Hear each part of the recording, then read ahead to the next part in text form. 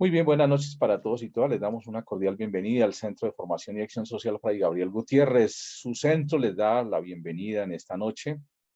Hoy tenemos una noche internacional. Nos acompaña desde México, desde el DF, Víctor Chávez Huitrón.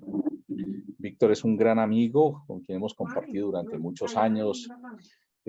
Víctor estudió Filosofía y Doctrina Social de la Iglesia en Roma, en la Universidad Salesiana y en la Gregoriana respectivamente. Estudió Teología en la Universidad Pontificia de México y también realizó estudios de Administración de Empresas. Trabajó en el Indosoc por 20 años, 17 como subdirector académico, 3 como director general.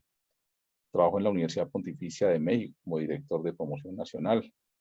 Participa en la mesa directiva del Consejo Nacional de Laicos, con el secretario del Grupo del Pensamiento Social de la Iglesia, la Organización de Universidades Católicas de América Latina y el Caribe, ODUCAL. Gran amigo que está hoy, que nos acompaña en esta noche,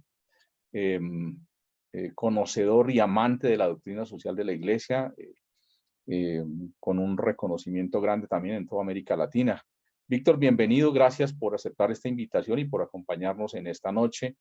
Un saludo muy especial de parte de Fray Alirio Urbina Rodríguez, ministro provincial y canciller de la Universidad de San Buenaventura en Colombia, quien está muy contento, muy feliz de tener este centro de formación para todos los laicos que nos ayudan en la obra franciscana en Colombia, que hace diferentes presencias en los colegios, las parroquias y las universidades. Bienvenido, Víctor, y gracias por acompañarnos nuevamente. Gracias, Miguel, y es un gusto saludarlos. Como se dijo, desde la Ciudad de México, hace un poco de frío aquí y estoy un poco resfriado. Les pido una disculpa si tengo una voz cavernosa y fea, pero no tomen en cuenta eso. Estoy muy contento de esta invitación y del tema que me invitan a compartir con ustedes, esperando agregar, sumar a lo que ya han venido trabajando y a lo que los espera en este diplomado. Siempre el tema de la doctrina social puede también haber muchas interpretaciones.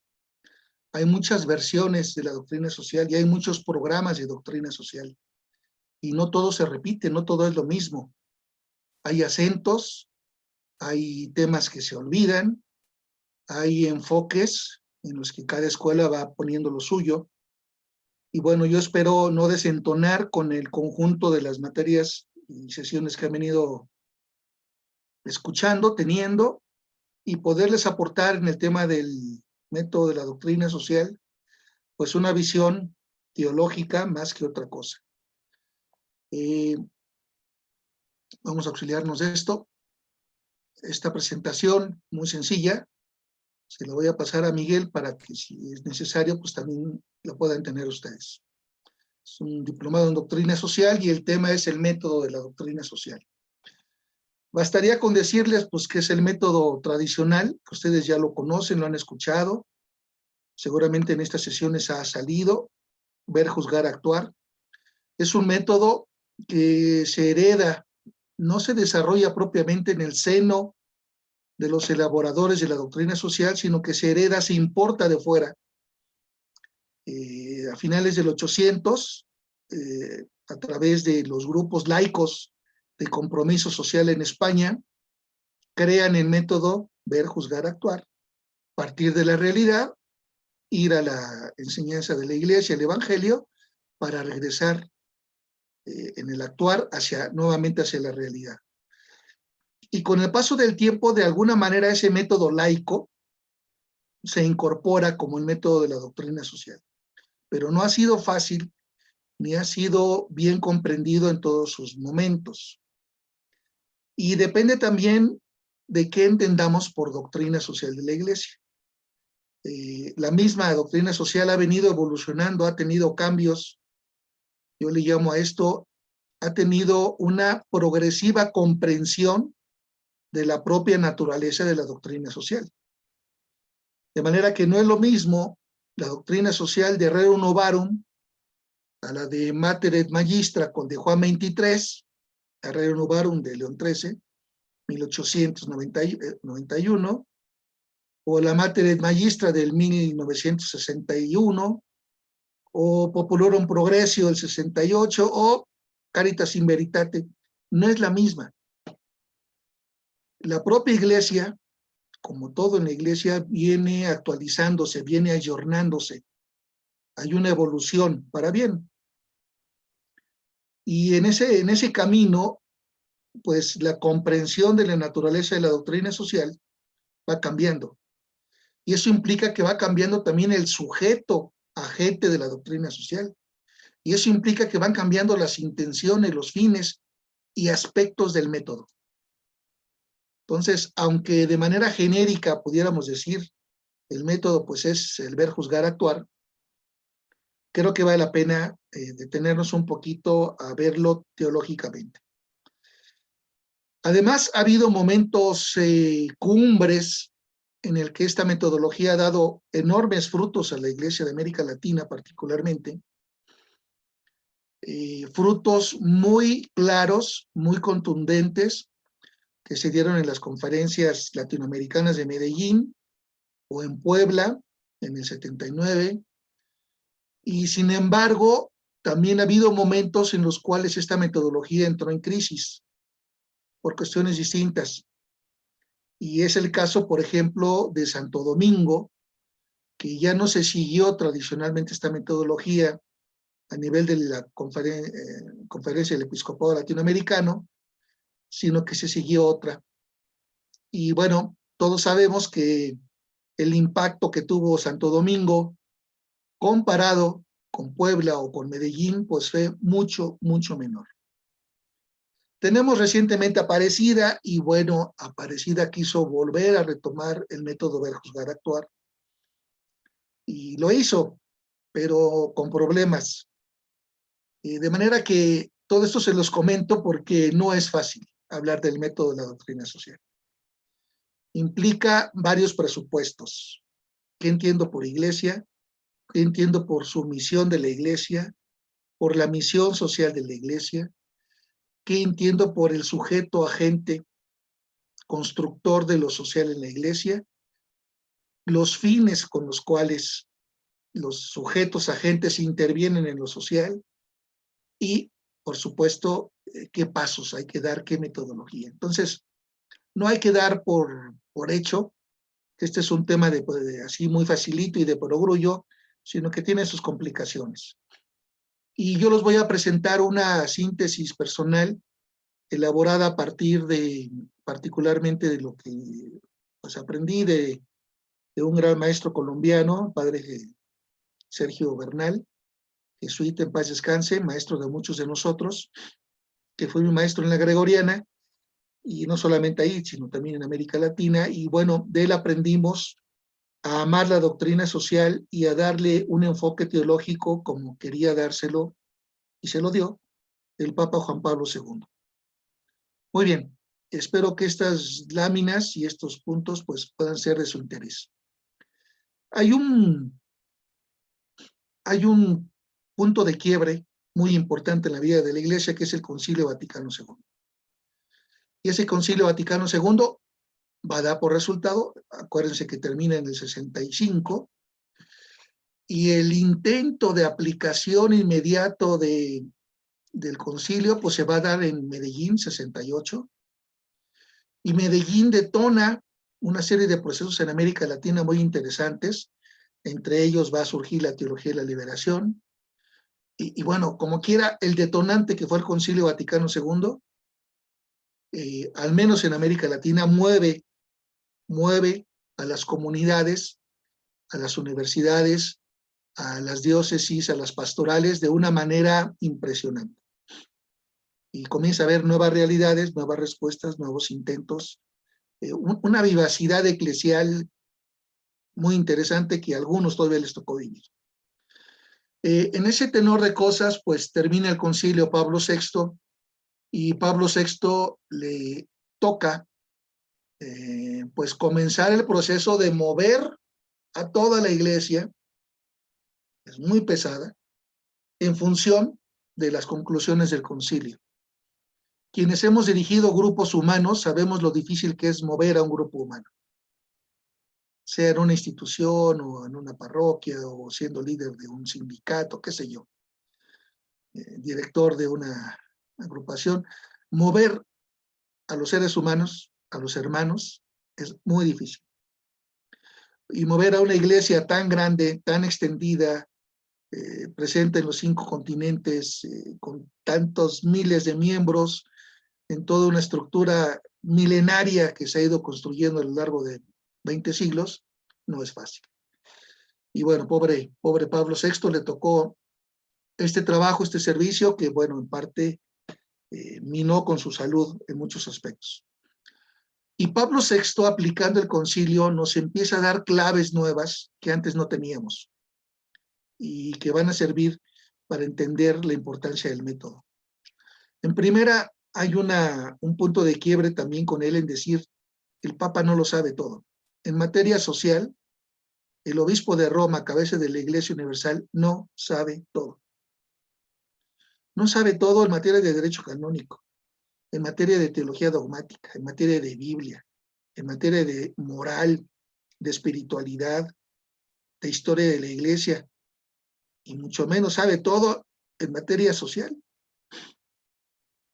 Y además, pues hay que dejar atrás una idea como si el mundo fuera una sola realidad uniforme. El mundo es una multivariedad de realidades distintas y símbolos complejas. Por lo tanto, no le vengan a preguntar todo al Papa, porque esa era la costumbre anteriormente y era parte del método. Los laicos nos poníamos a trabajar una vez que los jerarcas hablaban. Dicho por el Papa o dicho por el obispo, ya nomás a los laicos les tocaba ejecutar. Por muchos años fue así. Los tiempos de la acción católica, al menos en México, seguramente también en Colombia y en otras partes, fueron así. Y el obispo, el cardenal, el papa decía algo y ¡brum!, venía el ejército de católicos ejecutando esas directrices. El método pues era entonces muy sencillo, esperar a que hablara el papa para hacer cosas de incidencia social. Y eso se terminó con el Concilio Vaticano y particularmente con Pablo VI, que escribiendo un documento a los 80 años de Rerum Novarum, esta carta apostólica Octogésima Adveniens, en 1971, 80 años, esta carta, muy breve, la pueden ustedes googlear y la pueden tener a la mano, dirigida no a todo el pueblo de Dios, tiene un destinatario muy particular que es uno de sus colaboradores, un cardenal, Mauricio Roy, que presidía 2 consejos pontificios, el de los seglares y el de la Comisión Pontificia Justicia y Paz. Bueno, con ocasión de este 80 aniversario de ese gran documento, el Rerum Novarum, escribe Pablo VI lo siguiente. Y este número 4, no lo olviden, ténganlo siempre presente. Sigue siendo de validez, sigue siendo iluminador y práctico, sobre todo eso. Entonces, aquí con esta expresión, aquí es un poco sintético, pero textual, el Papa dice, en materia social, no me vengan a mí a preguntar qué hacer en todas partes del mundo. Eso ya no rige, eso no procede. Y dice el texto, frente a situaciones tan diversas, primera constatación, en el mundo hay situaciones diversas, completamente diversas. Nos es difícil, es una manera castellana de decir, a mí, a nosotros, nos es difícil pronunciar una única palabra. Como si el mundo fuera uno, pues ahí va la palabra que resuelve las cosas. Y también proponer una solución de valor universal. Y además, este no es nuestro propósito ni nuestra misión. O sea, así de claro lo deja. Muy bien, eso no que sí.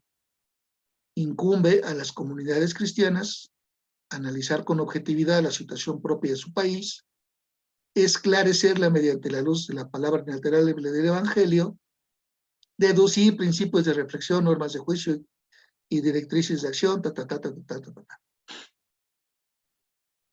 Este documento es un parteaguas porque empieza a surgir un nuevo sujeto agente de la doctrina social, que no es el magisterio y mucho menos el magisterio pontificio del Papa o las conferencias episcopales, sino toda comunidad cristiana. Comienza a emerger este sujeto propio del método de la doctrina social, que es la comunidad cristiana. En este caso, hablando a todo el mundo, pues lo refiere a cada país. La comunidad cristiana de Colombia es responsable de analizar con objetividad la situación colombiana, esclarecer los frutos de ese análisis a la luz del Evangelio, y de ahí continuar el proceso para deducir sus propios principios de reflexión, normas de juicio y directrices de acción válidas para la realidad colombiana. Y lo mismo para la mexicana y para la norteamericana y para cada una. De manera que no puede la doctrina social ya formular respuestas únicas como si el mundo tuviera problemas únicos, una única palabra, una sola palabra. Y además que esa palabra contenga la solución a todos los problemas del mundo. Eso es una locura. Y sin embargo, antes del concilio así se venía manejando.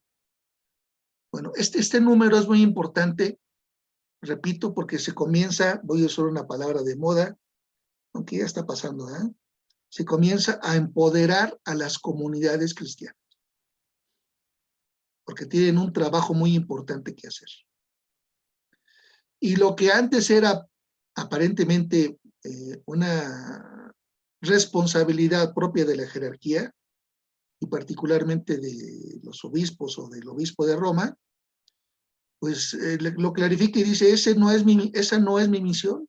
En materia social está diciendo qué hacer en todas partes del mundo. No, esa no es mi misión. Y entonces empodera a las comunidades cristianas. Pero las comunidades cristianas están formadas por muchos elementos, por muchos individuos, hombres, mujeres de distinta índole, responsabilidad, función, misión, etcétera. Igual la comunidad cristiana es plural en sus miembros. Y entonces, en otro documento posterior, está ya una encíclica, una de las mejores encíclicas sociales del siglo XX, la Populorum Progressio, pues más allá ahorita del tema del desarrollo, que no me quiero meter, en el número 81, nos regala todavía una precisión más que abona para entender el método de la doctrina social. Porque la comunidad cristiana está integrada por jerarcas, pero también por seglares y religiosos, religiosas. Y entonces no queda claro si en la comunidad cristiana quién hace qué cosa. Y entonces, en este número 71 hace esta clarificación, esta distinción, que lo mismo les pido no olvidar. Y que yo conozco muchos grupos, muchos laicos, que queriendo cumplir su misión como laicos y ser punta de lanza y ser astutos y arriesgados, pues superan la barrera que les pone a veces la jerarquía, gracias a este número 81 de la Populorum Progressio. Porque dice, el papel de la jerarquía es uno, enseñar, interpretar los principios morales. Ese es el papel de la jerarquía. Principios morales que se aplican en el ámbito de lo social, que tienen su fuente en el Evangelio, en las Sagradas Escrituras, en la revelación, que consideran la tradición, y entonces por eso hay que interpretarlos. Pero el papel de la jerarquía termina ahí, cuando son interpretados y enseñados a la iglesia, a la comunidad, a todos, estos principios morales. Pero no basta tener principios morales, hay que actuar. Bueno, entonces corresponde a los seglares. En este momento todavía se los decía seglares, todavía no laicos. Pero bueno, paciencia. Corresponde a los seglares, con su libre iniciativa y sin esperar pasivamente consignas y directrices, penetrar de espíritu cristiano la mentalidad, las costumbres, las leyes, las estructuras de la comunidad en la que vive. Esto, si en el texto anterior de Octogésima Adveniens, digamos que le daba un realce a la comunidad cristiana, empoderaba a la comunidad cristiana, este texto de Populorum Progressio empodera o le da un papel preponderante a los seglares. Porque el objetivo de la doctrina social cristiana no es simplemente que se enseñe, no es una materia por enseñar. Que los laicos aprendan doctrina social como se aprendan las oraciones cristianas, no. El objetivo de la doctrina social es penetrar de espíritu cristiano el tiempo presente que nos toca vivir. La mentalidad, de las costumbres, las leyes, las estructuras sociales en las cuales vivimos. Y para eso los laicos tienen que tener libre iniciativa, chispa, inteligencia, astucia, creatividad, y no esperar, como se hacía antes, a que los mandaran. Hagan esto, formen sindicatos cristianos, formen partidos católicos, organícese. No, no, no. Desde el año 68 esto ya Pablo VI lo tenía muy claro. Los laicos debemos de gozar, me pongo en primera persona, debemos de gozar de libre iniciativa, de libre creatividad dentro de la iglesia. ¿Para qué? Para que sin esperar consignas de la jerarquía, podamos penetrar de espíritu cristiano, podamos contribuir al desarrollo de nuestra vida en sociedad según los criterios evangélicos. Y es una contribución. Entonces, el primer texto de Pablo VI empodera a la comunidad. Lo pone en el centro, no la jerarquía. Y este segundo texto a los laicos, a los seglares. Cuando el Papa Francisco en la actualidad se lamenta del clericalismo presente en América Latina, no es nuevo. Eso no es nuevo. Ya desde los años 60 se veía con claridad que habría que regresarle a los laicos la libre iniciativa, la responsabilidad, el ánimo de ser responsables ante las cosas del orden social que son las que les tocan. Pero bueno, desde el 68 no hemos hecho caso. Y hasta la fecha, pues el Papa Francisco sigue insistiendo en que los laicos se nos dé esta libre iniciativa, de que dejemos de ser perezosos y simplemente mandaderos, como Francisco los llama, de la jerarquía, y que nos pongamos las pilas.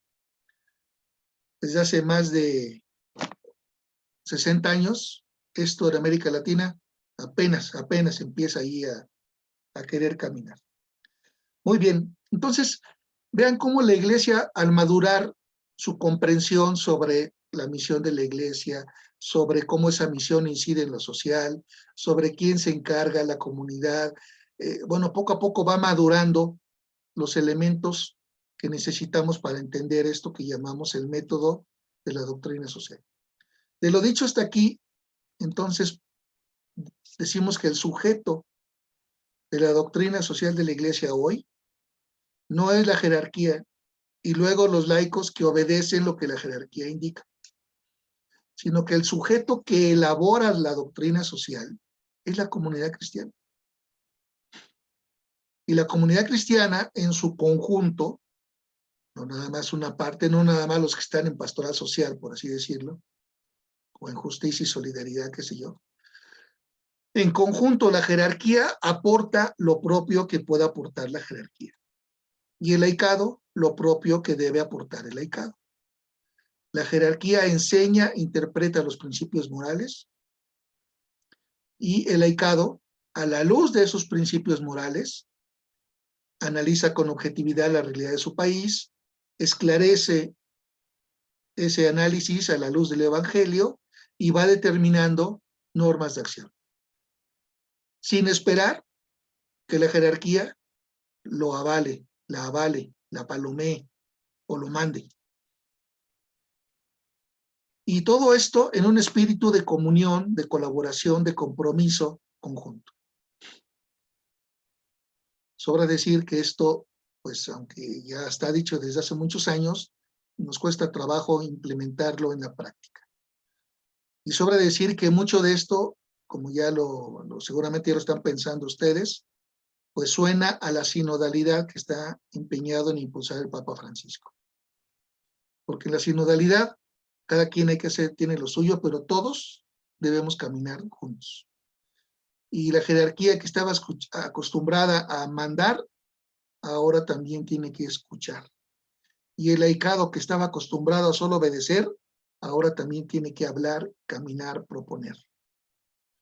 Pues es esto mismo, pero en términos actuales. Ahora bien, la Iglesia como sujeto eclesial, haga la redundancia, como sujeto, es una realidad muy distinta a todos los otros grupos humanos. Teológicamente decimos que la Iglesia está formada por un elemento humano y por un elemento divino. No hay iglesia si no está el Espíritu Santo, si no hay bautismo, sacramentos, etc. La Iglesia no es un grupo cualquiera. La Iglesia, cuando quiere trabajar en lo social, tiene que tener clara su identidad de Iglesia. La Iglesia no puede reducirse a ser un partido político o actuar como si fuera un partido político. La Iglesia no puede reducirse a actuar como si fuera un sindicato o una asociación civil o una institución de asistencia pública. No puede reducirse a ser un grupo como el resto de los grupos humanos, porque tiene una misión propia y unas características propias. Y entonces la Iglesia, cuando voltea a ver el mundo social, no lo hace con los ojos de un político o de un empresario o de un banquero o de un académico, no porque esté mal, no, pues son otras miradas. Los miembros de la Iglesia, cuando volteamos a ver la sociedad, lo social, tenemos una mirada de Iglesia, una intención evangelizadora, cuya verificación de la evangelización, si está bien hecha, es la transformación social. Aquí simplemente les recuerdo lo que decía Pablo VI en otro documento que aquí no lo puse, la Evangelii Nuntiandi, en el número 18, si no mal recuerdo, en el que dice: evangelizar significa para la Iglesia llevar la buena nueva a todos los ambientes de la humanidad. Todos los ambientes de la humanidad, pues es el ámbito de lo social.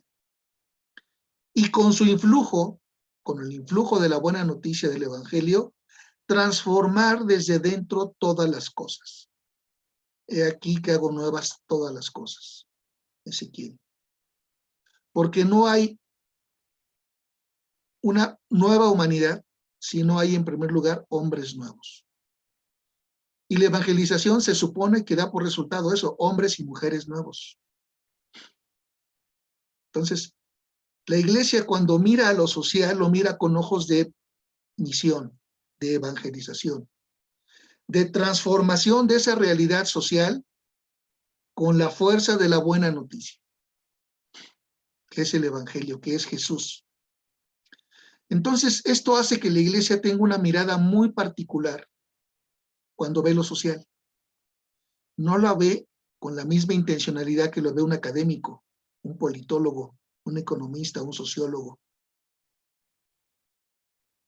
Tenemos una mirada específica.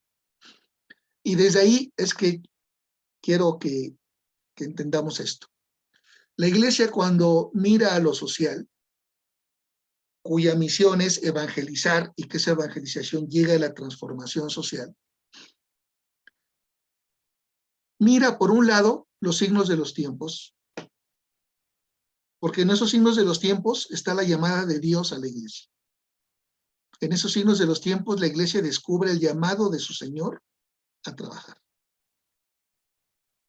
Y por eso hay que discernirlos. ¿Y qué son los signos de los tiempos? Que también es otra palabra que el Concilio Vaticano empujó, acuñó, y la tenemos ahí ya muy estable, aunque últimamente se habla poco de eso. Los signos de los tiempos no son los signos de la naturaleza a través de las catástrofes que nos indican que ya se va a acabar el mundo.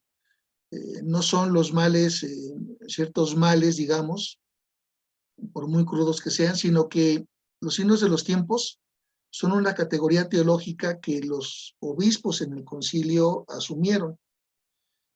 Y tan es así que formaron una subcomisión de obispos para que les diera una definición específica. Estaban usando tanto el término que entre los obispos no sabían si la acepción tuya es la misma que la mía y si había contrariedades. Entonces, para poder hilar fino y avanzar en las discusiones, decidieron nombrar una comisión de obispos para dar una definición. Dicho sea de paso, en esta subcomisión participó Karol Wojtyła, el que después va a ser Juan Pablo II. Entonces, todos estos temas los manejaba muy bien Juan Pablo II. Entonces, desde el punto de vista más sociológico, que es como lo usaron los obispos en el concilio, los signos de los tiempos son fenómenos que, a causa de su generalización y gran frecuencia, caracterizan una época. Y a través de esos fenómenos, la humanidad expresa sus necesidades, sus aspiraciones. Esas aspiraciones y esas necesidades expresadas en estos fenómenos son estas oportunidades que hay para la evangelización. No son desafíos, pero también son oportunidades. Y hay fenómenos que caracterizan una época. En el tiempo del concilio fue el ateísmo, y por eso en la Gaudium et Spes hay algunos números analizando el tema del ateísmo. Hoy eso ya no es el fenómeno más generalizado. Hoy parece que el fenómeno más generalizado, entre otros muchos, es la indiferencia religiosa, que caracteriza la época actual. Y así cada época. Otros podrán decir, no, toda la lucha feminista está caracterizando nuestra época actual. Y ciertamente es un fenómeno generalizado casi en todos los países, de gran frecuencia. Casi no pasa semanas en las cuales no haya noticias sobre la lucha de las mujeres por una igualdad, por una justicia social mucho más equitativa, etcétera, etcétera. A lo mejor ese es el fenómeno que caracteriza nuestra época. Y este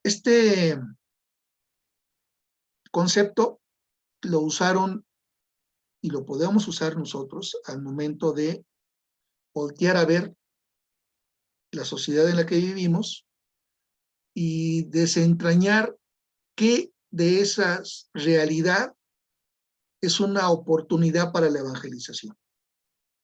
Es una oportunidad para el testimonio cristiano y la acción. Bueno, pero también hay otra manera de entender a los signos de los tiempos, y es desde un punto de vista bíblico. Los signos de los tiempos en la Biblia son más bien los signos de la presencia del reino de Dios entre nosotros. Cuando Jesús dice el reino está presente, es que está presente. A partir de su encarnación, el reino se hace presente entre nosotros. Y si los seguidores de Jesús, que somos ustedes y yo, miembros de esta iglesia, nos mantenemos fieles, pues hacemos presente a Cristo en el mundo de hoy. Hacemos presente el reino de Dios. Entonces, bíblicamente, los signos de los tiempos tienen un carácter positivo. En cambio, sociológicamente tienen un carácter negativo. O en algunas ocasiones un carácter negativo. Bíblicamente se puede representar esto así: Jesús es el signo de los tiempos por antonomasia. Él es el signo de la presencia del reino entre nosotros. Se hizo carne, se hizo uno de nosotros, vivió como uno de nosotros. pero en él no hubo pecado. Entonces todo en él era, digamos, un hombre coherente, un hombre bueno, pasó haciendo el bien, un hombre que todo él, su persona, sus acciones, sus omisiones y su palabra y su muerte en cruz, pues son el signo más evidente de la presencia del reino entre nosotros. Por eso allí en esta imagen el círculo está en blanco, porque de manera muy prístina, muy clara, Jesucristo como signo de los tiempos es el signo por antonomasia. Viene el siguiente círculo, que es la iglesia presente en el mundo, que en la medida en que es fiel a su Señor, pues logra ser un signo claro para el mundo. Pero en la medida en que se aleja de su Señor, dejamos de ser signos de la presencia del reino en el mundo. Es difícil pensar que la iglesia es presencia del reino en el mundo en la época de las cruzadas o en la época de mayor corrupción en la iglesia, en determinados siglos, o en la época de la Inquisición. Ese tipo de eventos y otros, los abusos sexuales hoy día por parte de la jerarquía hacia los niños, que se da en todas partes, pero bueno, poniéndolo en tema iglesia, pues es difícil ver que en esos acontecimientos esté presente el reino.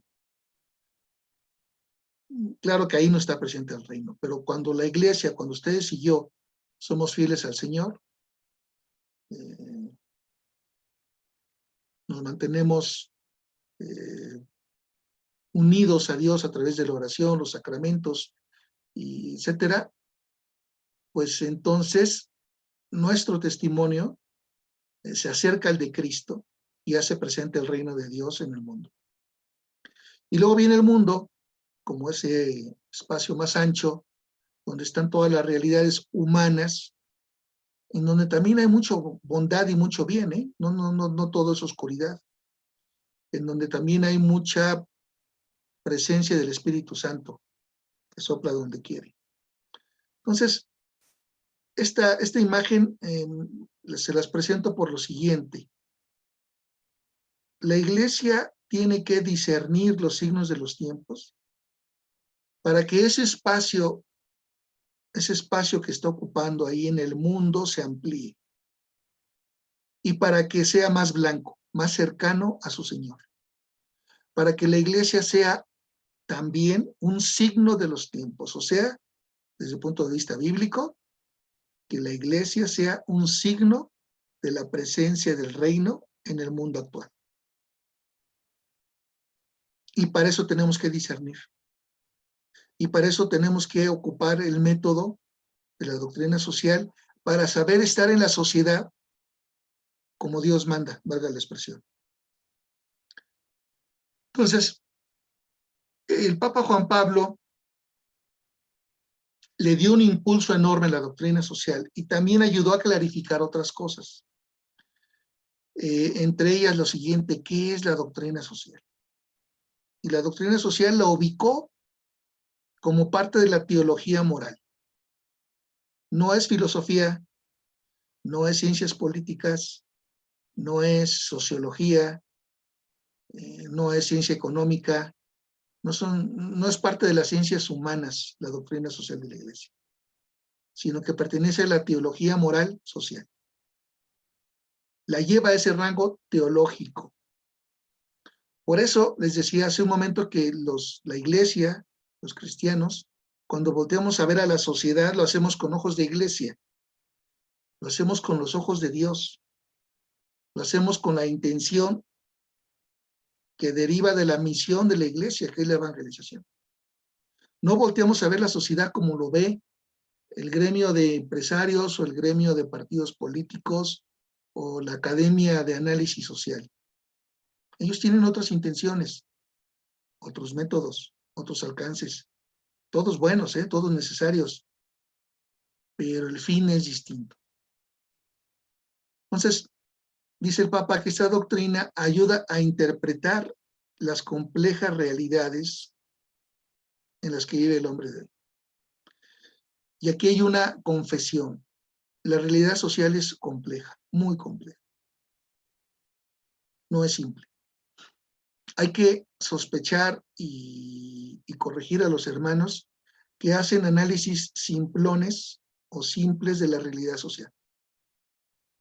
A algunos les gusta mucho recurrir a todas estas teorías de la conspiración. Encuentran ciertos elementos, los encajan, y parece que hay un grupo de maldosos que son los responsables de lo que está ocurriendo. Esos planteamientos son extremadamente simples, simplones y faltan a la verdad. Porque la verdad de las cosas es que la realidad social es compleja, muy compleja. Y es parte del quehacer de la doctrina social, interpretar la complejidad social. No basta con eso, luego hay que examinar si todo eso que vimos se distancia o se acerca a lo que enseña el Evangelio acerca del hombre y de la vida social. Porque el Evangelio también enseña quién es el hombre y también tiene puntos para decirle al hombre cuál es la vida social, comunitaria. No es cierto que el Evangelio solamente nos enseñe quién es Dios y cómo se va a Dios. Sí, pero también nos enseña quién es el hombre y qué papel tiene la comunidad en el desarrollo del hombre. Por eso, como parte del método, no solamente hay que interpretar la realidad social que es compleja, sino además, como iglesia, ver si esta realidad así se acerca o se aleja de lo que enseña el Evangelio a propósito del hombre, de su misión terrena y trascendente. Y si esto lo hacemos así, el aporte de la iglesia no es ideología. Si lo hacemos de otra forma, podremos terminar haciendo ideologías.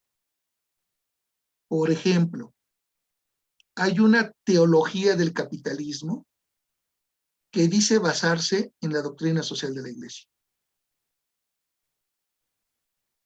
Pero es una verdadera teología del capitalismo.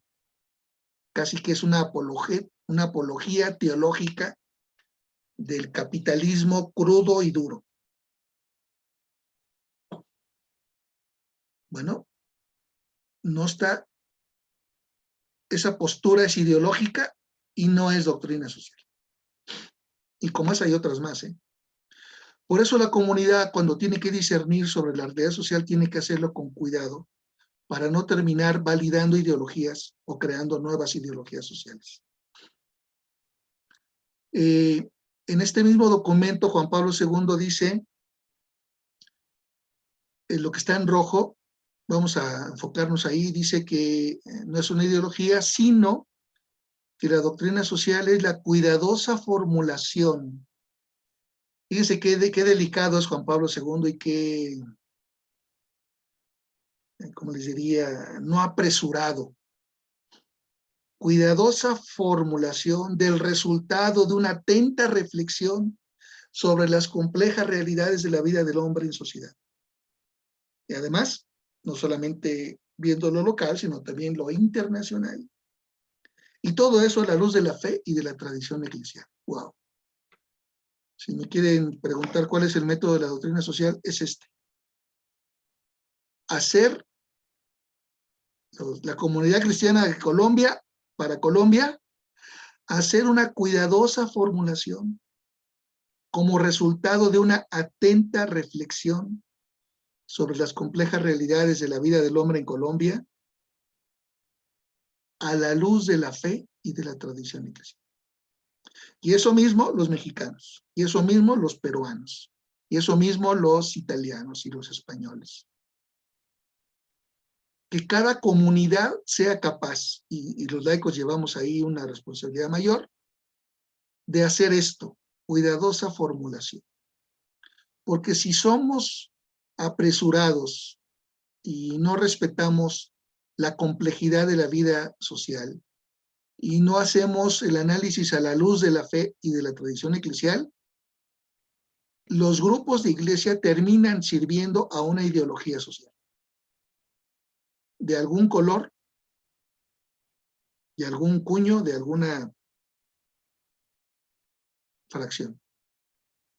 Y eso no debería de ser la Iglesia. El método de la doctrina social tiene que ayudarnos a esto, que cada comunidad pueda hacer este ejercicio, cuidadoso, atento, respetando la complejidad de las realidades del hombre, no apresurando juicios, tampoco conclusiones y condenas, y toda esa realidad verla a la luz de la fe y de la tradición eclesial, porque el sujeto es un sujeto eclesial, no es un sindicato, no es un partido, no es un gremio de académicos. Entonces, como ya estamos en el terreno teológico, hay una diferencia enorme entre un análisis sociológico y un discernimiento evangélico. Y esa diferencia está en la referencia formal al pecado.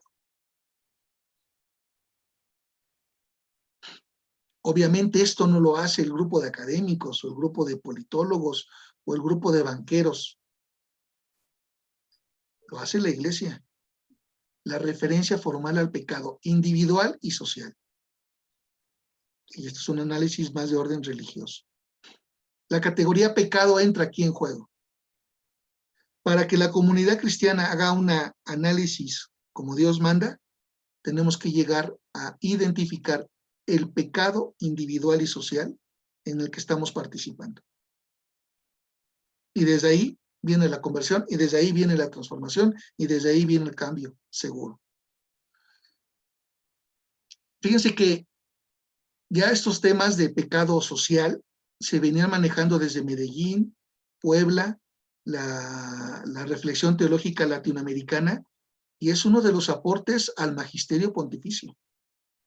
Ya después Juan Pablo II lo incorpora. Hablar de estructuras de pecado o de pecado social ya son categorías que incorpora Juan Pablo II al magisterio social,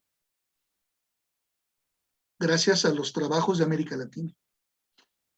Entonces, son categorías que no se aplican frecuentemente a la situación del mundo contemporáneo. Sin embargo, no se puede llegar fácilmente a una comprensión profunda de la realidad que tenemos ante nuestros ojos sin dar un nombre a la raíz de los males que nos aquejan. Teológicamente, la raíz de los males sociales se llama pecado. Teológicamente. Y de hecho, él va a decir en otro documento, fruto de un sínodo, en la exhortación apostólica, reconciliación y penitencia, le va a dar en el número 19 un largo excursus, una larga disquisición a lo que es el pecado social. Y aquí lo voy a sintetizar en 3 láminas, 2 o 3 láminas, y vamos terminando, para después darle la palabra y tener algún diálogo, al menos unos minutos. Primero, dice el Papa Juan Pablo II, la Iglesia, cuando habla de situaciones de pecado o denuncia como pecados sociales, sabe y proclama que estos casos de pecado social son, antes que otra cosa, fruto, acumulación, concentración de muchos pecados personales. Pecado social no es que la sociedad peque, porque la sociedad no es una persona. La sociedad como ente no tiene voluntad, inteligencia. La sociedad está formada por el conjunto de individuos, de personas que forman esa sociedad.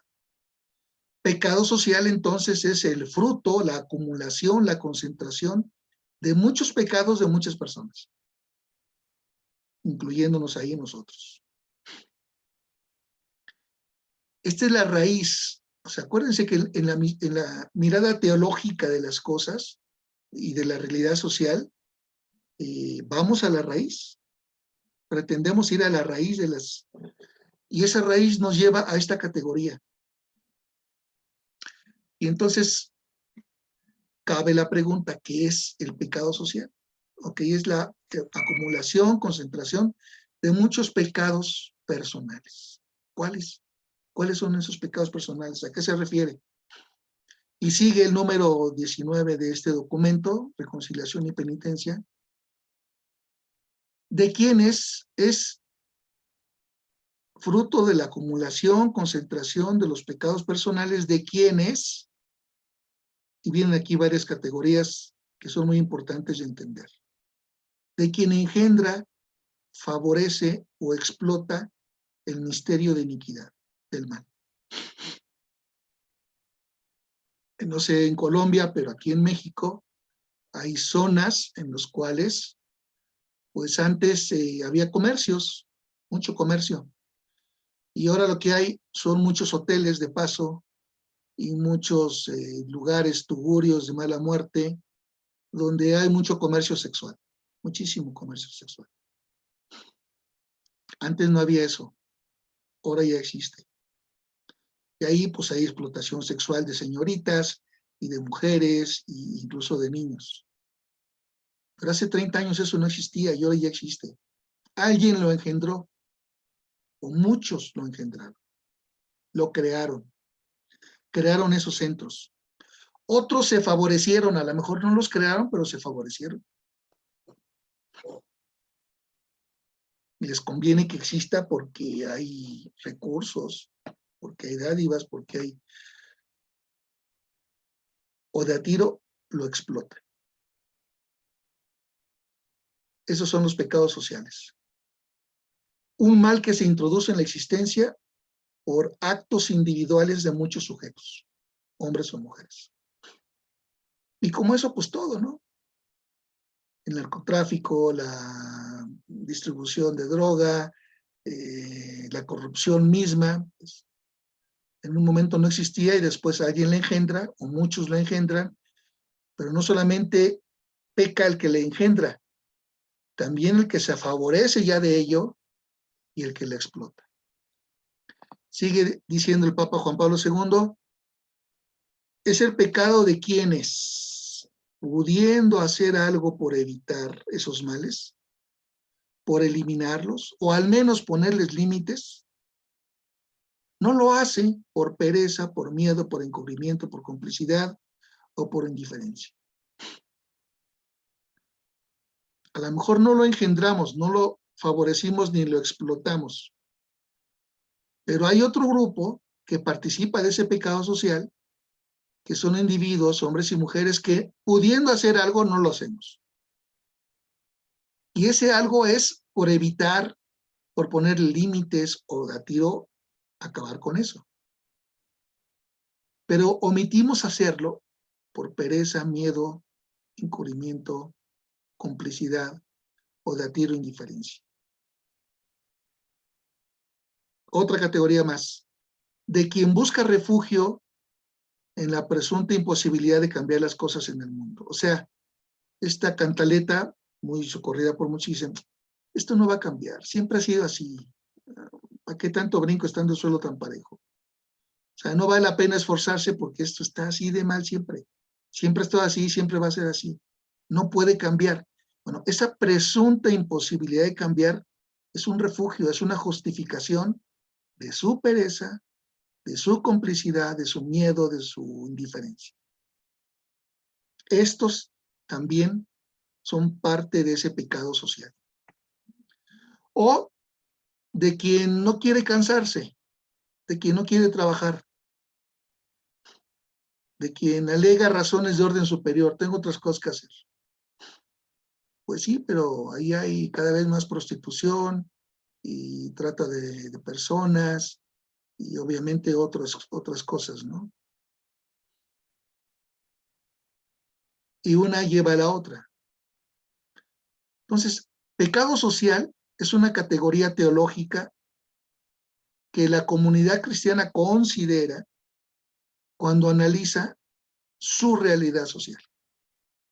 Y por pecado social entendemos las acciones de muchos sujetos, hombres y mujeres, porque son pecados personales, pero que se agrupan, que se acumulan de quienes, y aquí vienen todas estas categorías, engendran, favorecen, explotan, o pudiendo hacer algo no lo hacen, buscan refugio en que pues, no se puede cambiar, o de a tiro pretendemos eludir el sacrificio, el trabajo, el sudor.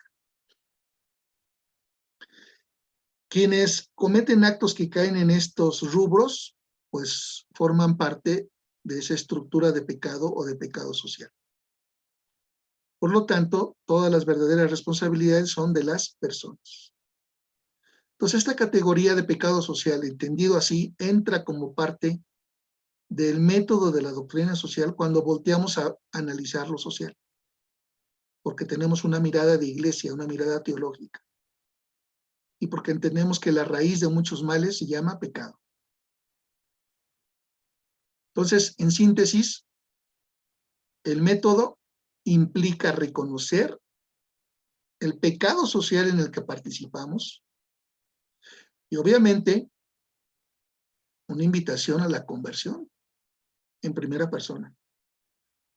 Oh, yo he sido indiferente ante todos estos males, siempre me estoy quejando, pero no he hecho nada, soy indiferente. O incluso yo me he enriquecido con esta realidad, porque gracias a que existen esos, pues yo puse un estacionamiento para los coches que vienen la noche y me deja un dinero, lo he explotado. O yo me he ido a trabajar ahí, qué sé yo. Entonces el método implica detenerse a ver qué pecados sociales están presentes en nuestra realidad social y por lo tanto requerimientos de conversión en primera persona, yo. Si esto sucede, entonces podemos pretender luego la conversión de los demás, el cambio de los demás. El método de la doctrina social nos lleva a un cambio, pero comienza por el cambio de uno mismo, no por el del compadre de enfrente. Y si los miembros de la iglesia cambian, entonces puede cambiar toda la sociedad. Porque al fin y al cabo estamos hechos de la misma vaina, dicen ustedes allá. El método de la doctrina social apuesta por la transformación social, pero no con los mismos métodos e instrumentos de otros grupos políticos, económicos, empresariales, financieros, académicos, qué sé yo. El cambio por el que le apuesta la iglesia es identificar el mal social que se llama pecado y en primera persona, conversión. Y si hay conversión, pues habrá un resarcimiento del daño y habrá una incidencia en lo social para dejar crecer ese misterio de iniquidad que es el mal.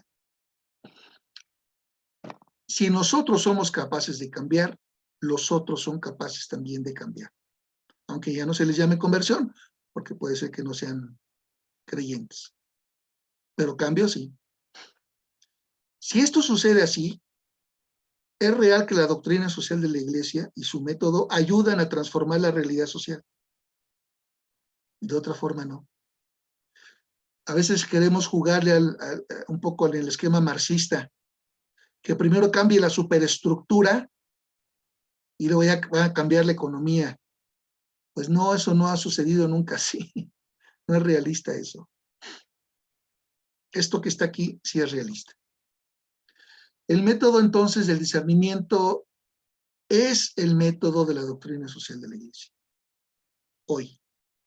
Porque Juan Pablo II le dio el carácter teológico. Y lo teológico lo acabo de explicar. Entonces, el método de la doctrina social hoy es el método del discernimiento,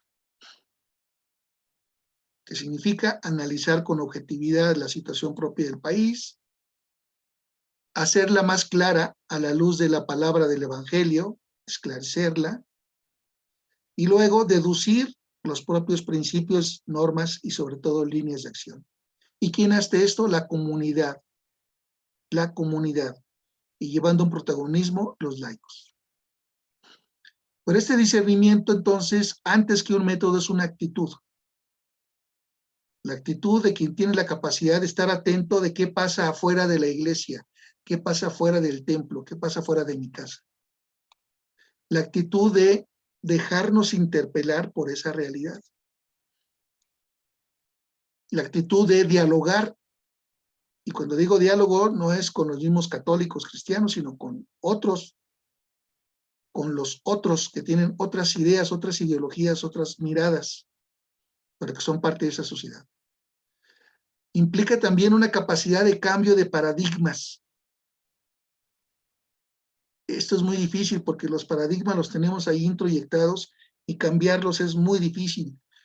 Pero por eso el método es, antes que pasos, es una actitud.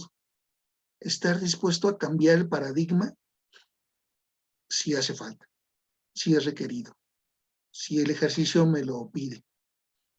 Creatividad para buscar nuevas soluciones evangélicas.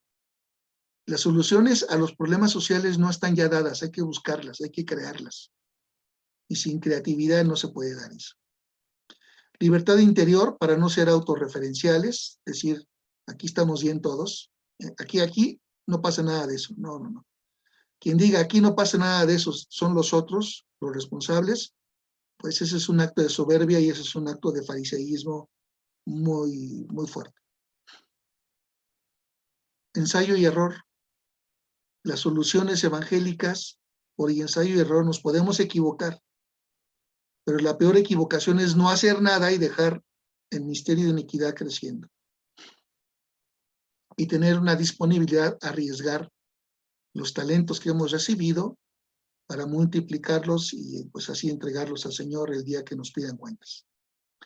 Entonces, el discernimiento es una actitud antes que un método. Y esta actitud, pues, un curso de formación social como este debería de desarrollar estas actitudes, pero también a desarrollar el método, que ya lo acabamos de decir, analizar con objetividad la situación propia del país. Para que ese análisis sea objetivo, pues me apoyo en las ciencias humanas, en las ciencias sociales, porque tienen método, y ese método les permite ser más objetivos que la simple percepción sin método de un sujeto.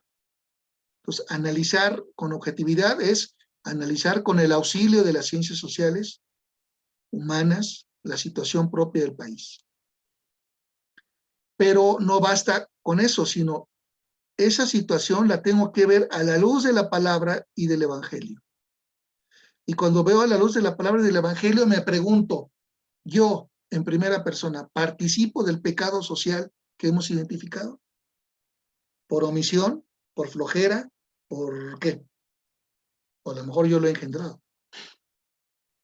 Y por último, la comunidad discierne qué líneas de acción se necesitan tomar. Líneas de acción que comienzan en la personal conversión para dejar de ser parte del pecado social y luego entonces poder pretender que los otros también cambien. Si no aplicamos el método así, la doctrina social se hace infructuosa, se hace estéril. O sea, ni los propios cristianos cambian con su método. ¿Por qué vamos a cambiar nosotros? Y la realidad social es que, aun cuando seamos mayoritariamente católicos, como en Colombia o en México, pues la realidad social es que la sociedad es plural, muy plural. Incluso hay pluralidad dentro de la iglesia. Entonces, cuando pretendemos que el método dé por resultado que los políticos cambien, que los banqueros cambien, que los abogados cambien, que los jueces cambien, que los policías, pero nunca uno, este método no va a funcionar, va a ser estéril. Pero este método da sus frutos porque lo que nos lleva a ver es, al analizar con objetividad, pero luego verla a la luz de la palabra del Evangelio, me lleva a una conversión personal y comunitaria. Y si las personas y la comunidad cambiamos, entonces podremos incidir en la realidad social. El método eclesial hoy, pues algunos lo han adornado con más elementos, pero son elementos hasta cierto punto, a mi juicio, un poco intrascendentes, ¿no? El ver, el juzgar, el actuar, bueno, después hay que evaluar si lo que actuamos dio por resultado, y luego hay que celebrar los frutos de todo esto. Bueno, está muy bien. Le pueden incluir el evaluar y el celebrar como parte del método. pero el método como método es este. Y la actitud que necesitamos desarrollar para que esto funcione es esta. Y si las dos cosas se dan, entonces seremos una iglesia que incidimos en la realidad social y la transformaremos para introducir mayor bien, para dejar que el misterio de iniquidad se expanda por todos los espacios sociales y hacer que el bien, a través de actos personales, se introduzca en la existencia y se vaya generando dinámicas que, así como está la estructuras de pecado, se pueden generar dinámicas de estructuras solidarias, de estructuras de bien común, contrarias a las estructuras de pecado. Bueno, dicho lo cual, como ven, la cuestión del método no es algo sencillo, porque no hemos aprendido todavía a realizarlo, se los digo con sinceridad. Y les voy a poner un caso rápidamente. Y esto lo sé por primera persona, yo creo que Miguel también lo sabe porque probablemente lo escuchó, pero un amigo mío, anterior jefe nuestro, participó en Aparecida. Y en Aparecida, dado que Santo Domingo usó otro método y fue un fracaso, o bueno, no dio tantos frutos, Aparecida se decidieron a volver al método original, ver, juzgar, actuar. Muy bien. El Papa Benedicto ahí les dio algunas claves teológicas a ver, juzgar, actuar, ver desde el Padre, un juzgar desde el Hijo y un actuar desde el Espíritu Santo. Bueno, un acento teológico interesante, porque al método ver, juzgar, actuar le dio un cariz trinitario. Ver con los ojos del Padre, juzgar desde el Hijo Jesucristo, la realidad, y actuar con la fuerza del Espíritu. Perfecto, muy bien. Pero Aparecida no pudo hacer el ejercicio de una manera pulcra. Aparecida fueron, si no mal me equivoco, unas 6, 7, 8 semanas, y ya habían pasado las 3 primeras semanas y había puras discusiones y no se ponían de acuerdo, porque el documento de instrumento de trabajo elaborado previamente, con el cual iniciaron la conferencia de Aparecida, no les gustó. Y las primeras semanas fue de rebatinga de que el instrumento sí, el instrumento no, estas razones a favor, estas en contra. Y ya se iba acabando el tiempo y tenían que sacar con un documento, y entonces a un cierto punto dijeron stop. Todo esto dicho desde alguien que participó adentro. ¿Saben qué? Esto no nos lleva a ningún lado. Hacemos a un lado este documento, a la mayoría no le gusta, perfecto. Todo el trabajo previo a un lado. Organicémonos. Ver, juzgar, actuar. ¿Y cómo le hicieron? Pues un grupo hizo el ver, les dieron 2, 3 días para escribir todo lo del ver. Otro grupo de obispos hizo el juzgar y otro grupo el actuar. El método así no funciona. Porque simultáneamente trabajaron los 3 momentos por separado. Ustedes vayan a Aparecida. Los primeros 100 números, hay todo un ver precioso, extraordinariamente bien escrito, distribuida la información de una manera incluso novedosa. Los primeros 100 números son el ver de Aparecida. Y luego los siguientes, el juzgar. Y si lo leen con detenimiento, los primeros 100 números hablan de unos puntos, los otros del juzgar hablan de otros puntos, y el actuar no tiene que ver nada con lo anterior. Porque lo estuvieron trabajando por separado, simultáneamente. Y luego ya, al final, ¡boom!, empaquetaron los 3 juntos y ya dio por resultado todo el documento de Aparecida. Obviamente se lo dieron a otra comisión para que le dieran las afinaciones posibles, pero no hay coherencia. Tan es así que aquí es una crítica mía y espero que lo tomen así, y si me van a crucificar, me crucifiquen a mí y no a Miguel, pero los frutos de Aparecida ahora sí que no aparecen.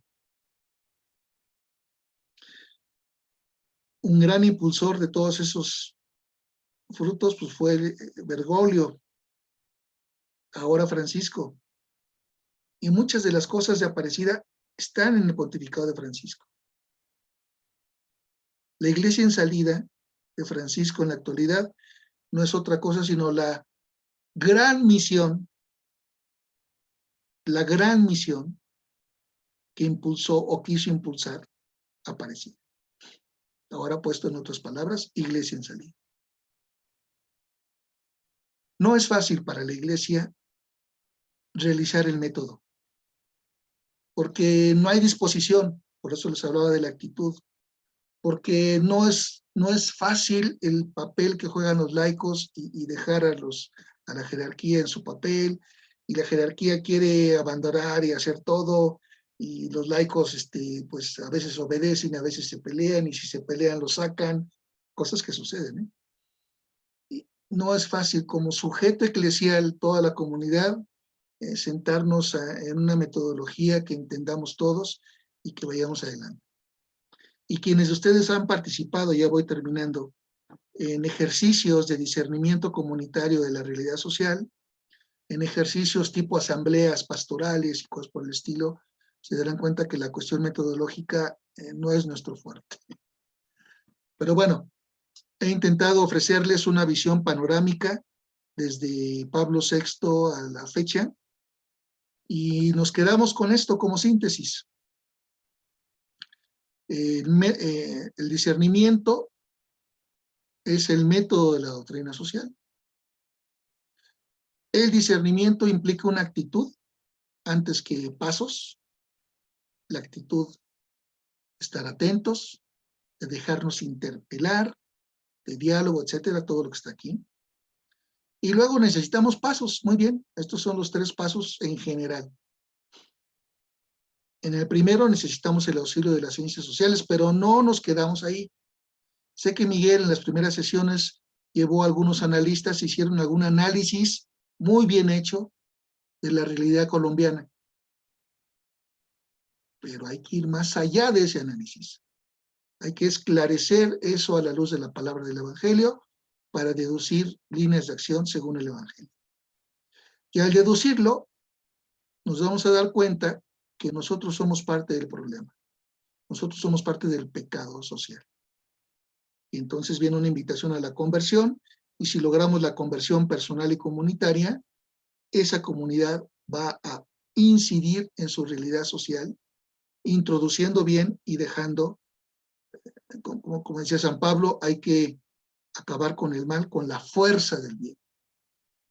Pues la invitación es eso, a que asumamos las actitudes del discernimiento y el método, que es el método de la doctrina social, a pesar de las dificultades comunitarias que tenemos para desarrollarla en un ejercicio concreto. Pero los frutos están garantizados cuando lo llevamos a este nivel teológico.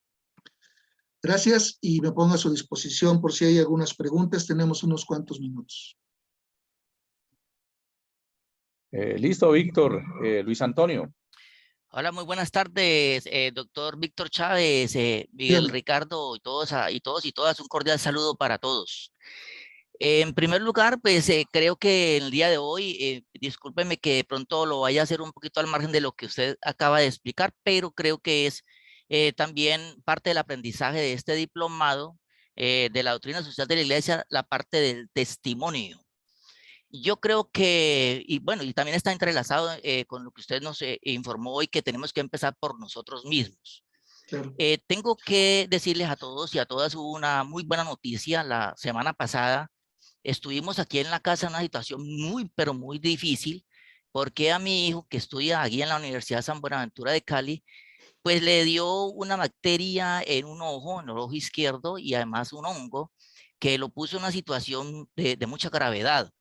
Toda la familia estuvimos muy consternados en mucha oración. El padre Jorge Luis también me ayudó a hacer oración. Estuvimos todos en rosarios permanentes. Y este fin de semana, el martes concretamente, el corneólogo nos dio la gran noticia, nos dijo que este muchacho, ¿qué hizo? Esto realmente, pues ellos no hablan de milagros, ¿no? Porque los médicos son un poco escépticos con eso, pero dijo, este muchacho ya pasó la situación difícil. Entonces creo que como parte de lo que hemos aprendido en esto de ser testigos de nosotros mismos, de ser valientes en el testimonio, hacerlo ante las personas que ameritan hacerse y a todas las partes dar fe de los milagros del Señor y de nuestro Señor Jesucristo que le volvió la vista a los ciegos y volvió la vida incluso a otras personas, pues tengo que decirle a todos que ha habido una obra del Señor y ese es un testimonio que quiero dar. El segundo punto que quiero plantear es con respecto ya a lo de el día de hoy, con respecto a la parte de lo que nos enfrentamos cuando nosotros decidimos actuar libremente y intervenir en la parte social, en la parte de lo que nos corresponde como la denuncia de lo injusto, como la denuncia de las situaciones que creemos a la luz del evangelio también que no deben de darse. Y corremos entonces el riesgo no para amedrentarnos, sino para que sepamos que ese es un riesgo que tenemos las personas que queremos seguir con esta ruta de la evangelización, el riesgo de que nos estigmaticen. Pues ahí está el tema de nuestro Monseñor Darío de Jesús Monsalve, que es estigmatizado como el obispo comunista, ¿no? Y entonces aquí viene una reflexión mía, muy libremente y con pues también mucho cariño y muy fraternal para todos, que es que tenemos también que volver a aprender nosotros mismos de cómo juzgamos a las personas. Tenemos que empezar por hacer un reaprendizaje de esos prejuicios que tenemos. Parece como si hubiera hecho cultura en nuestro sistema integral de seres humanos, como si hubiera hecho cultura la situación de volvernos como adivinos de cuando las personas nos hablan o nos dicen o cuando las personas actúan. Es cierto que hay mucho maniqueísmo, que hay mucha manipulación, sabemos que la manipulación de los sentimientos pues son efectivísimas a la hora de la mendicidad, pero si nosotros vamos a hacer un trabajo evangélico y vamos a ir a las partes donde está la gente más deprimida, las situaciones sociales más difíciles, pues vamos a encontrar de todo. Pero muy mal vamos a responder si de entrada vamos a decir que todas las personas que van a llegar a decirnos algo es porque tienen una intención maquiavélica. Entonces ahí ya estamos mal. Yo creería que lo primero que tenemos que hacer, muy humildemente, pues mi opinión, es empezar por hacer una introspección de nuestros prejuicios, de la manera como hemos interpretado la sociedad y como nos hemos interpretado todas las acciones de la gente en nuestro entorno. Ahí está pues entonces el ejemplo de nuestro obispo y termino diciéndoles que nosotros no podemos tener miedo a volvernos políticos en la realidad cuando actuamos. O sea, una cosa es que nosotros nos metamos en el tema de la politiquería, que es una cosa totalmente asquerosa, asqueante para todos. Y otra cosa muy distinta es que nuestras acciones finalmente tienen repercusiones políticas. Entonces, en ese sentido, el servir a la comunidad, el meternos en el tema de las leyes, por ejemplo, ahorita acabo de leer en El Tiempo que el 70% de los subsidios de las pensiones se van para el 40% de la gente más rica y entonces la otra gente queda sin nada. Eso es injusto. Eso no debe ser así y tenemos que tener la valentía de decirlo. Y eso, pues cuando lo decimos entramos en política, ¿no? Pero también tenemos que actuar entonces en coherencia sin tenerle miedo a eso. Eso sería lo que quería plantear. Muy bien. Gracias. La palabra discernimiento, estimado amigo Luis, te ayuda a clarificar una cosa y otra. La palabra discernimiento también nos ayuda a evitar juicios rápidos, equivocados. Y cuando tú ves la realidad social a la luz de la palabra de Dios, del Evangelio, pues hay una invitación muy clara a no juzgar, porque no conocemos intenciones, no vemos el corazón, etc. Entonces, todo eso es parte del pecado social que nosotros cometemos. Y el discernimiento te ayuda a abrir los ojos y decir, aquí me estoy equivocando yo, como lo ha señalado. Hay varias intervenciones o algunas preguntas aquí en el chat, Miguel. Sí, Adriana está también con la mano levantada. Adriana. Buenas noches. Buenas noches. Estoy gozosa de escucharlo, profesor Víctor Chávez. Primero, en la juventud yo he sido de revolución, me encantaba el marxismo y me encantaba la lucha social, me encantaba, pero he llegado en mi madurez y el señor desde el colegio nos mandaban a evangelizar en grado 10º y encontraba yo la coherencia de que eso social que usted está diciendo y que me lo gozo porque estamos en Tuluá, además llevando misión en esta semana y es que yo desde mi corazón le estoy diciendo a cualquier ser humano con la luz del Espíritu Santo pidiéndole en cada momento los momentos de justicia. El señor Luis, yo lo escucho y yo les digo algo. La gente se quejaba de la reforma tributaria y se queja de todo, pero yo le he escrito al presidente desde el año 97. ¿Por qué nosotros tenemos que participar?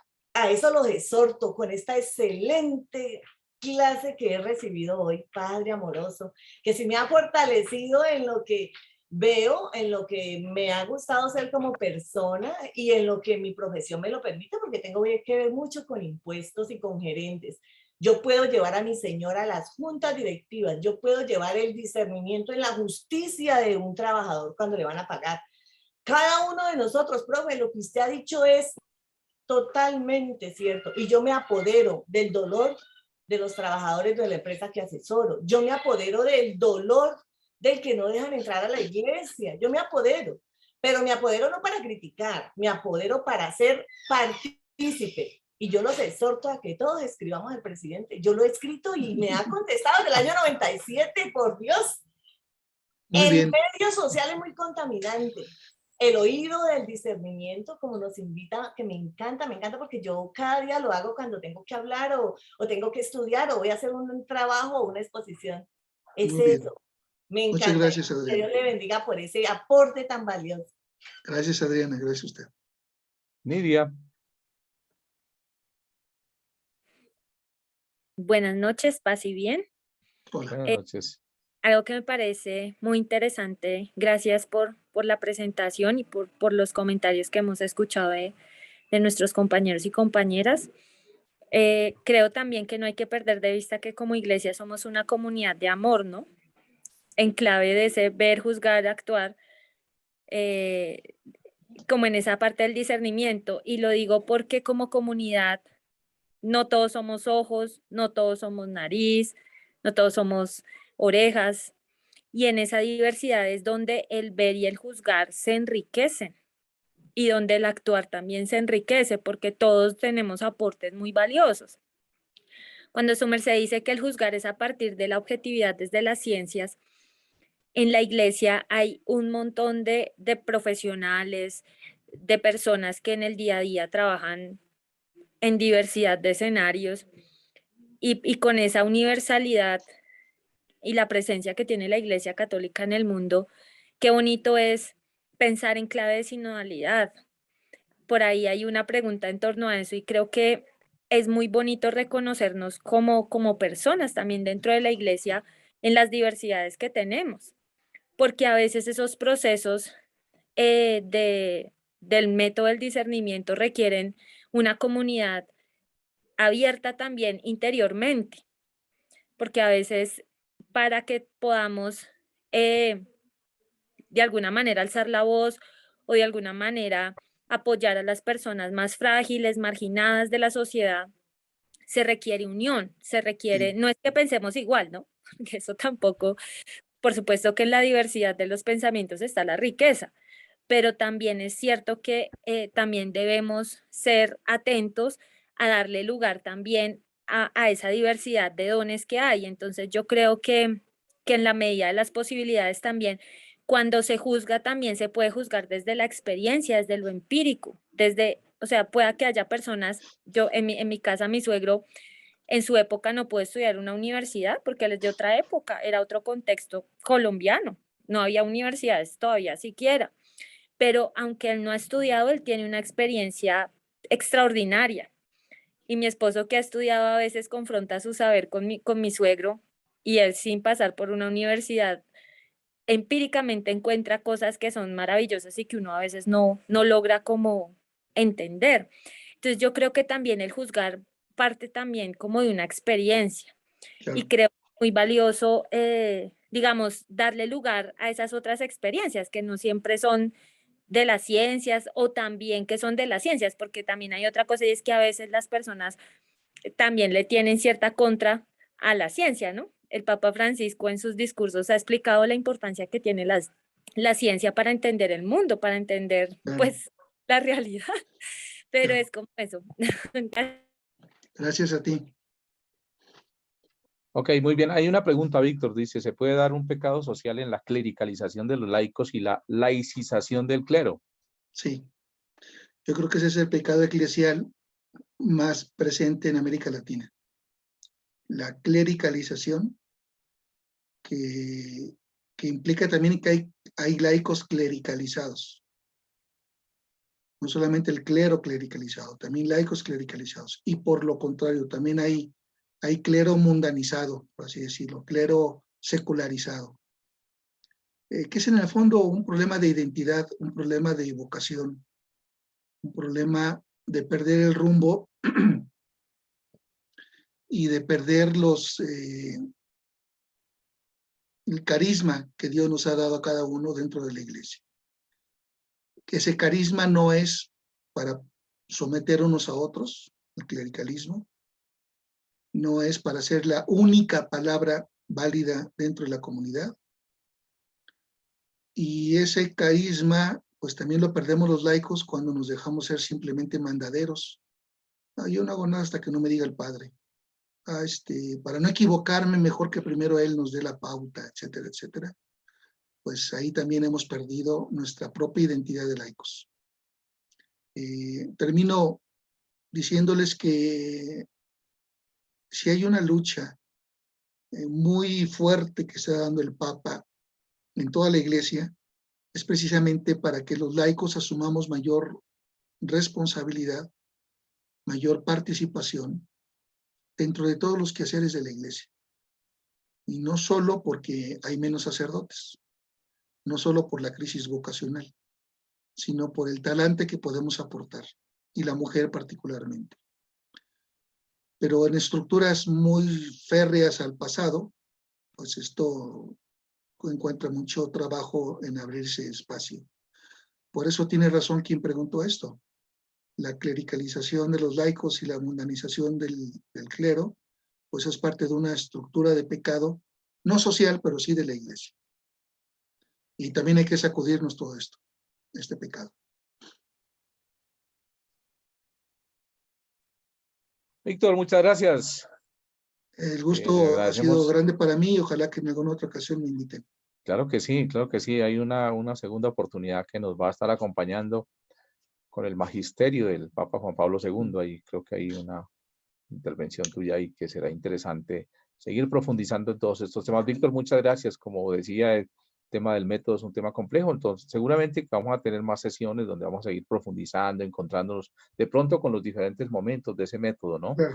Pero básicamente hoy hemos tenido una sesión muy clave, muy interesante. Les pido que a partir del lunes vuelvan a retomar el video, como les he dicho siempre, de cada una de las sesiones. Entonces, mañana no estaré en la curia, entonces no podré bajar ese video sino hasta el lunes. Bueno, me regalan una cámara para una foto aquí rápido con Víctor aquí en esta tarde. Regálenme su cámara, por favor. Muy bien, eso, se están peinando muy bien, esos se están despertando algunos. Muy bien, eso, pero muy bien, rápido todos, por favor, rápido, sus cámaras, rápido. Víctor tiene que atender otro tema en esta noche. Bueno, pero están demasiado serios aquí los últimos de eso, muy bien, Gustavo. En Tuluá, Gustavo, bueno, Gustavo, es que tiene problemas con el sonido también. Muy bien, sonrisa, a ver, porque están muy serios. ¿Listos? 1, 2, 3. Muy bien, regálame por favor otra. Ya una segunda, sí, porque es todos serios ahí dirán, no, estas clases tremendas, esos planes pero castigados allá, mira esas caras, no. Eso, muy bien, excelente fotografía ahí, 1, 2, 3, sonrisa, eso, muy bien. Muchísimas gracias, Víctor, pues por habernos acompañado en esta noche.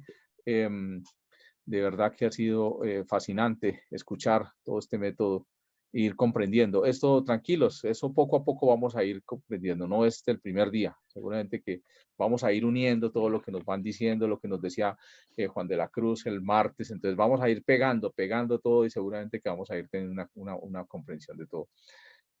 Bueno, muchísimas gracias a todos y a todas en esta noche. Avisos parroquiales. Recuerden que este sábado tendremos nuestra evaluación. Seguramente que ustedes ya leyeron muy bien el libro, ustedes lo tienen pues subrayado. Adrián lo tiene subrayado en su computador. Porque no le gustan rayar hojas, entonces, y vea, ¿no? Eso sí, mi querido Miguel Ángel ya lo tiene, por lo menos ya lo tiene ahí sobre la mesa. Yo espero que leído y subrayado. Sí, no, mire, no, excelente, Ahora no, lo vamos a Miguel. quedar estudiando. No, Ay, Miguel ya qué tiene eso listo, ya tiene eso lindo, listo. lindo. Como decía un compañero mío, si no saco 5 me fue mal. Así decía un compañero mío en la universidad.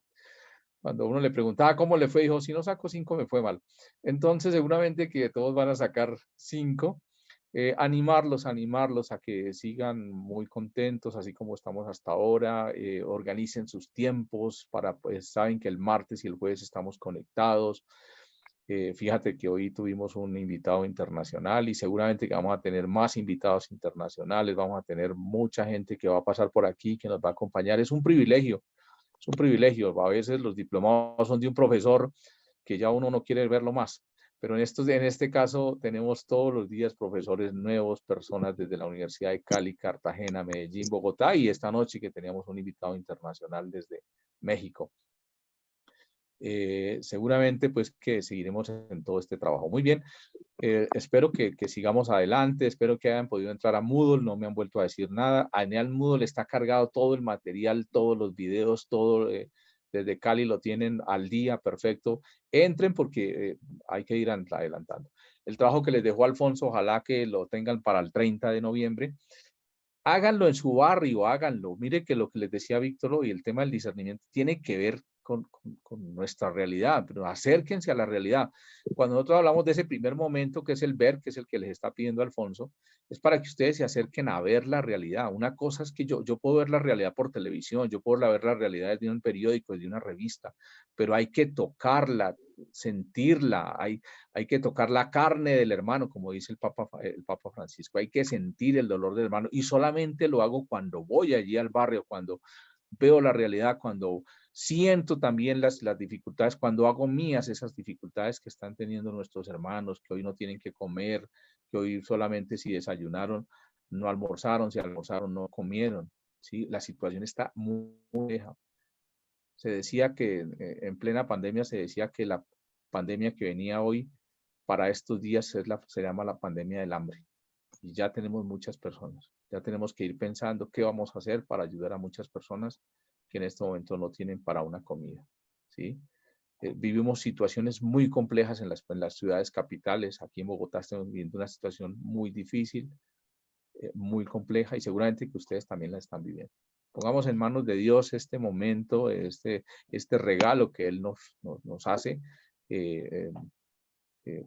a nosotros a través del centro Fray Gabriel. Seguramente que Gabo está desde arriba. Yo todos los días pienso en Gabriel, todos los días. Él está desde arriba. Él está desde arriba ayudándonos. Me ayuda con tantas cosas. Yo invito a personajes y yo digo, bueno, Gabriel, mire a ver, ellos tienen que decir que sí, hermano, y a ver usted cómo me ayuda. Y me ayuda, porque al rato me dicen, listo, Miguel, con mucho gusto, allá los vamos a acompañar, allá vamos a estar. El día lunes también les voy a compartir una invitación porque el próximo 9 de noviembre, que es un miércoles, esa semana va a ser pesada porque vamos a tener clase el martes, conferencia el miércoles y clase el jueves. La conferencia del miércoles nos la va a dar el DANE. Nos van a presentar las cifras de los habitantes de calle en Colombia, por ciudades, por regiones. Y va a estar un sacerdote budista que compartió muchísimo con Gabriel, también haciendo comentarios aparte de todas estas cifras que nos van a presentar y que nos van a ayudar muchísimo en este proceso que estamos viviendo de formación. Bueno, les deseo una feliz noche, que descansen, que sigan estudiando, preparando sus exámenes. Ya pronto les enviaré el segundo documento de lectura y las fechas también. repasen su manual, vean allí en el manual está todas las cosas, no dejen de leer el manual, por eso se llama manual, porque está en la mano, porque lo tenemos a toda hora, porque estamos rayando, porque estamos revisando, porque estamos viendo fechas, porque estamos teniendo claridad sobre todo. No siendo más, les deseo una feliz noche, que descansen, un feliz fin de semana, que puedan aprovechar su tiempo. Recuerden, el sábado desde las muy temprano estará tanto en su correo electrónico como en el chat el enlace para que puedan entrar. Ustedes entran al enlace, contestan las preguntas, van seleccionando despacio, selección múltiple, solamente es una respuesta correcta. Cuando terminan dicen enviar y al enviar el mismo sistema les va a decir 5, ¿sí? Las personas que no tengan la calificación para, bueno, según la universidad, para aprobar tiene que ser desde 3 en adelante. Desde 3 en adelante le va a aparecer aprobado. Desde 2.9 hacia atrás va a decir reprobado. Pero no, todos vamos a aprobar. ¿Listo? Seguramente que vamos a estar bien. Ya tienen una pregunta que yo les di y la respuesta que yo les di y hoy Víctor volvió a ratificar la respuesta de esa pregunta. Entonces, espero que la tengan supremamente claro. Bueno, les deseo que descansen. Ahora sí no los molesto más. Que pasen buena noche. Bendiciones. Que estén muy bien. Feliz noche para todos y todas. Gracias. Hasta luego, gracias. Bueno, Feliz chao. noche. Bueno, feliz noche, que descansen. Feliz noche. Feliz noche, feliz noche. Feliz noche. Irmelia, Mañana. feliz noche, bendiciones. Yanis, chao. Mil y mil Chao. gracias. Miguel, qué juicio. Bendiciones, Francia. Bendiciones, que descansen. Buenas noches. Bueno, buenas noches, que descansen. Amén.